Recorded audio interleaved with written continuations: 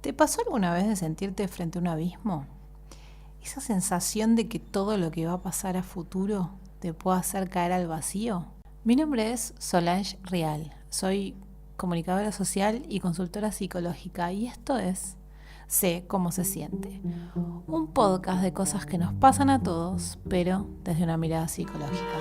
En el capítulo de hoy, la incertidumbre. Vamos a arrancar el capítulo de hoy con una definición medio de diccionario, pero bueno, la idea es ir de a poquito desgranando la incertidumbre, esto que nos pasa a todos, de dónde viene, por qué lo tenemos, hacia dónde vamos, cómo podemos hacer para no sufrirlo. Bueno, esa es la idea, así que paciencia, vamos a ir de a poquito. Pero, como les decía recién, vamos a arrancar con esa definición medio de diccionario. Como bien sabemos, la incertidumbre es esa sensación de no saber, de no sé, no tengo ni idea lo que va a pasar. No hay certezas. Es esa inseguridad, esa falta de información, ese casillero vacío. Y obviamente esto nos genera sentimientos y emociones que no son muy lindas en principio. Después vamos a ver cómo podemos hacer para transitarlo mejor, pero nos habla de miedo, de ansiedad, de estrés, palabras que tenemos hoy en la boca todos, palabras que definen cómo nos sentimos en este mundo de hoy, pero bueno, esa incertidumbre es esa inquietud, esa cosa de ¿qué voy a hacer con esto? ¿Qué va a pasar? ¿Qué decisión voy a tomar? ¿Qué camino? ¿No? En la sociedad donde todo lo queremos ya, todo lo queremos saber ahora, la incertidumbre es cada vez mayor. Sabemos que el ser humano va en busca de certezas, pero las certezas son medio ilusorias. ¿Y por qué digo ilusorias? Porque bueno, vamos a arrancar definiendo el origen de la incertidumbre y el origen de la incertidumbre en la humanidad. Decir, Sol, este va a ir re lejos. No, no tan lejos. Después van a empezar a entender cómo mechamos todo y cómo enganchamos todo. A ver, una de las cosas que a mí me gusta mucho estudiar y leer y entender, porque me inquietan un montón, pero también me explican un montón, son los filósofos existencialistas. Y para ellos, la incertidumbre es la característica fundamental del ser humano. El ser humano vino a este mundo, está arrojado a este mundo, no pidió nacer, como bien muchos de nosotros sabemos, y no tenemos un propósito determinado, no sabemos para qué vinimos a este mundo. Sí, me voy a poner abstracta, pero bueno, vamos a ir de lo macro a lo micro. En eso de que no sabemos para qué vinimos a este mundo, tenemos una libertad.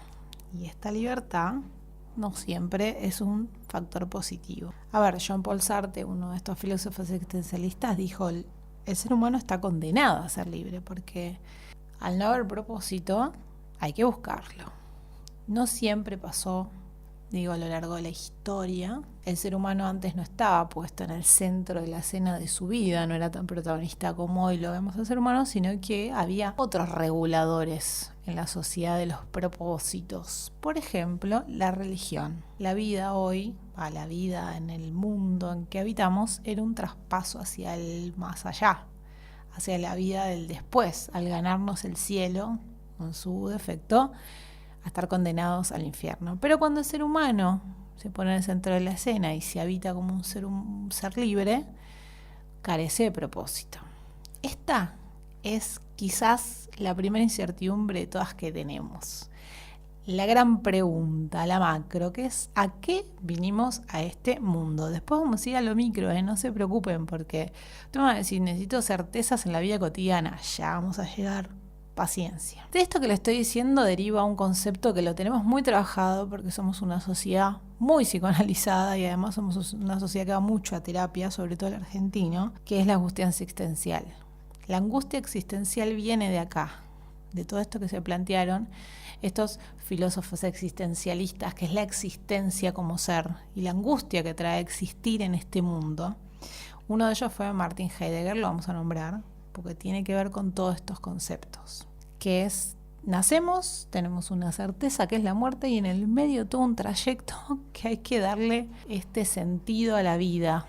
Tanto escuchamos, pero si lo pensamos un poquitito más profundo, si salimos de del programa en el que estamos todos los días, de trabajar, pagar las cosas, estudiar, los hijos, la casa, limpiar, ser exitoso, ganar plata, las vacaciones. Si salimos de todo ahí, limpiamos todo, nos queda esta angustia existencial y estoy segura que alguien de todos ustedes la sintió. Y ahí, para terminar con esta parte de los filósofos existencialistas, les quiero traer el mito de Sísifo, que uno de los que lo usó para explicarlo su teoría fue Camus, Albert Camus. ¿Y por qué se los traigo? Porque cuando nosotros limpiamos todo esto de lo cotidiano y nos quedamos con esto del propósito existencialista, nos damos cuenta del absurdo. Y el mito de Sísifo justamente es eso, era un hombre condenado a subir una piedra a través de una colina, tirarla y volverla a subir todos los días, que eso es un poco la vida que tenemos todos los días. Pero ustedes me van a decir, sí, todo bien, esta angustia existencial, esta existencia, el ser humano y qué sé yo, bueno, yo necesito certezas en todos los días, porque necesito pagar el alquiler, porque necesito tener plata, necesito ir al supermercado, pagar la cuenta de mis hijos, necesito saber qué voy a querer hacer el fin de semana. Tráeme todo esto a un mundo más cercano. Bueno, para traerlo a un mundo más cercano también les voy a explicar no solo que nosotros necesitamos certeza, sino cómo funciona nuestro cerebro. Y cómo nuestro cerebro también necesita previsibilidad y certezas. Porque también no solo somos alma, cuerpo, también somos mente, y la mente tiene un sistema de funcionamiento que si aprendemos cómo es o lo entendemos, va a ser más fácil también. El cerebro tiene un funcionamiento en el cual busca eliminar malestar, busca que las cosas sean bastante sencillas, busca patrones, busca conductas, busca comportamientos que ya sepan cómo funcionan y necesita como usar la menor energía posible, ¿no? Convengamos que hay un montón de cosas que el cerebro las aprende a hacer, las incorpora y después ya le hace a nivel subconsciente. Por ejemplo, manejar. Cuando uno arranca a manejar, al principio está pensando todo el tiempo la palanca de cambios, el embrague, el acelerador, el freno, cuando doblo, cuando miro el espejo, cuando no. Cuando vos ya llevas mucho tiempo manejando, un montón de tiempo, todo eso lo haces sin pensar. Y mientras venís manejando también venís pensando en, bueno, ahora cuando llegue al trabajo me hago un café, voy a hablar con mi jefe de esto, le voy a plantear lo otro, qué sé yo, papá. Ni siquiera estás mirando el recorrido que te lleva a trabajar. Ya todo eso está funcionando a otro level, a otro nivel. ¿Por qué pasa eso? Bueno, porque el cerebro ahorra energía, aprende cosas y las incorpora y las pasa a un poquitito más abajo. Bueno, ¿qué pasa acá con la incertidumbre y cómo funciona todo esto? Es un montón para el cerebro no saber. El cerebro necesita conocimiento. Bueno, justamente la corteza prefrontal y la amígdala, que se prenden cuando el cerebro tiene incertidumbre, no sabe qué hacer, y justamente estos sectores también están asociados con el estrés. Entonces ahí ya tenemos un disparador de por qué me siento raro. Y esto a mí me cambió la forma de entender ciertas cosas, cómo funciona el cerebro, así que se los traigo como un material para que ustedes, si entienden cómo funcionan su cerebro, también van a entender cómo funcionan ustedes y es más fácil también sacarnos presión a un montón de cosas que pensamos y nos decimos. A ver, el cerebro tiene dos sistemas, lo voy a explicar muy cortito y sencillo. Dos sistemas por los cuales incorpora información que viene de afuera para decidir qué hacer. O sea, dos sistemas de procesamiento de información. Uno es el circuito corto, que es intuitivo, y el dos, que es lento, largo y deliberativo, que es el que nosotros pensamos más en profundidad acerca del hecho de qué nos pasa y qué nos genera. El otro es directamente, percibo una amenaza, por ejemplo, tengo miedo, no sé, tenemos que frenar con el auto porque se nos viene un auto encima y yo me asusto y en unos microsegundos mi cerebro y mi cuerpo entienden que tengo que frenar el auto porque si no me voy a chocar. Totalmente intuitivo, rápido, funcionan algunas áreas del cerebro. El otro, por ejemplo, vi un compañero de trabajo una actitud extraña para mí, o sea, una actitud extraña conmigo, y tengo que decidir esa actitud extraña qué significa. ¿Que le dieron el aumento a él? ¿Que le dieron el puesto de trabajo que yo estoy esperando a él? ¿Que se enteró un chisme? ¿Que dije algo que no le gustó? No sé, todo eso ya es circuito largo. Estoy deliberando acerca de lo que pasa. Bueno, para terminar esta parte les tengo que decir que al cerebro le gusta ahorrar energía. Al cerebro le gusta el circuito corto. Entonces, cuando es el largo, me dispara un montón de cosas, que ya las nombramos más adelante, relacionadas con el estrés, la ansiedad y los miedos. Estas 3 cosas son emociones y sentimientos, y les voy a explicar brevemente cómo son cada una, para que vean que tiene una función en este mundo en términos de, primero, sociabilización y supervivencia. A ver, el miedo, vamos a analizar el miedo cortito. El miedo es una de las emociones básicas. Hay autores que determinan que hay emociones básicas, que todo el ser humano lo tiene a nivel biológico. Obviamente depende de la cultura, la sociedad y un montón de factores ambientales, pero que si yo estudio algo en Argentina, Angola o en Grecia, las emociones básicas se expresan de una forma característica, o sea, por ejemplo, no sé, la felicidad, tengo algunos patrones visuales en la cara que se expresan de la misma manera, como el miedo, la tristeza, etc. Estas emociones básicas, dicen estos autores, porque no todos están de acuerdo, estos autores plantean que las emociones básicas sirven en términos de supervivencia. O sea que si yo tengo miedo frente a la incertidumbre, me ayuda a sobrevivir.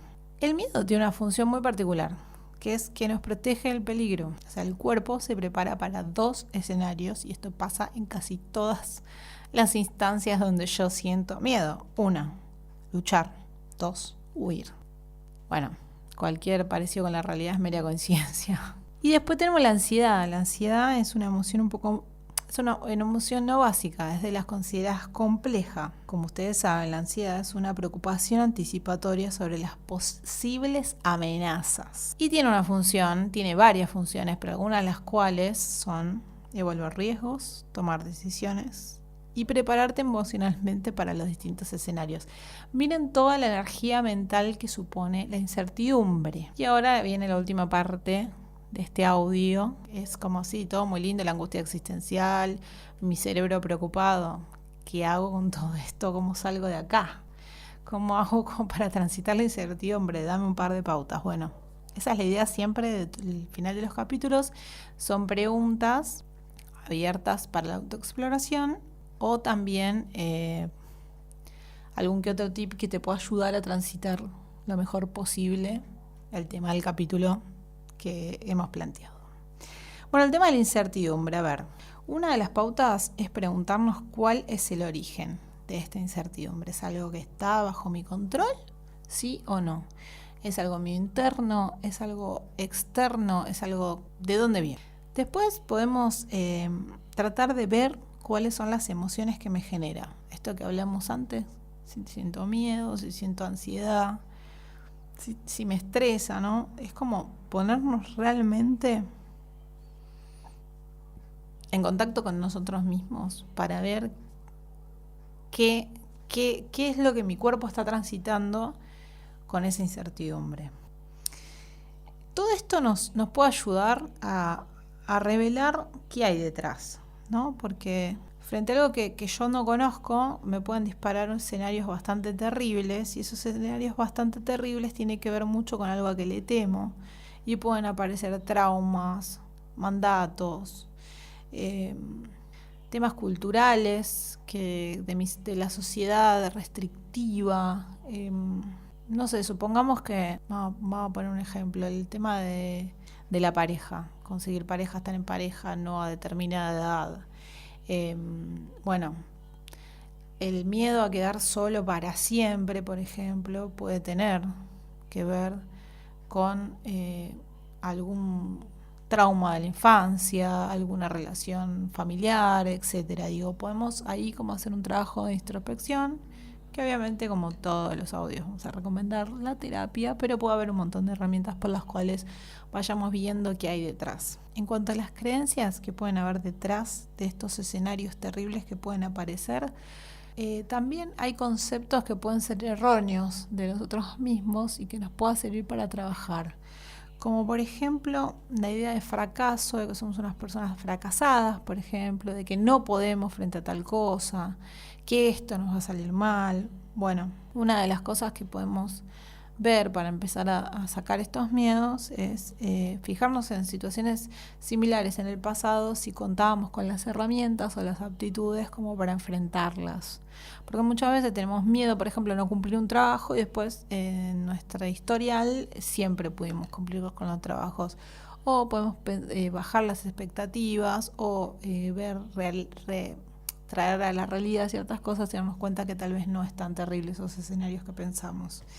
Y esta para el final, ya para terminar, porque estamos un poquito largos de tiempo, porque la idea es que esto no sea eterno, sino que sea un audio que sirva y sencillo. Muchas veces la incertidumbre puede generar un ataque de ansiedad, o una incertidumbre puede generar un run run de pensamientos imparable que nos puede llevar a agitarnos, a tener palpitaciones, ahogarnos con la respiración. Bueno, entonces les voy a traer algunas cositas que podemos hacer para volver a conectarnos con el aquí y ahora. El aquí y ahora es las cosas que están en control, para que todos estos miedos, esto de que la cabeza no me para de pensar, pueda aflojar un poco. Porque en definitiva la incertidumbre no es nada más que cosas que tengo miedo sobre el futuro, que todavía no pasaron. Entonces, vamos a ver cómo podemos conectar con el aquí y ahora. Parecen cosas muy sencillas y hasta boludas, le diría, pero realmente funcionan. Yo lo he hecho y funcionan. Uno es apoyarnos en las certezas de los sentidos. Escuchar una música que te guste, un aroma que te guste, un perfume, un saumerio. Toca cosas que te hagan sentir placer. Por ejemplo, no sé, una tela que te guste, una manta o algo. Cuando vos estés ahí en una de pensamientos que te estás yendo, conectate con cosas acá y ahora. Los sentidos ayudan un montón.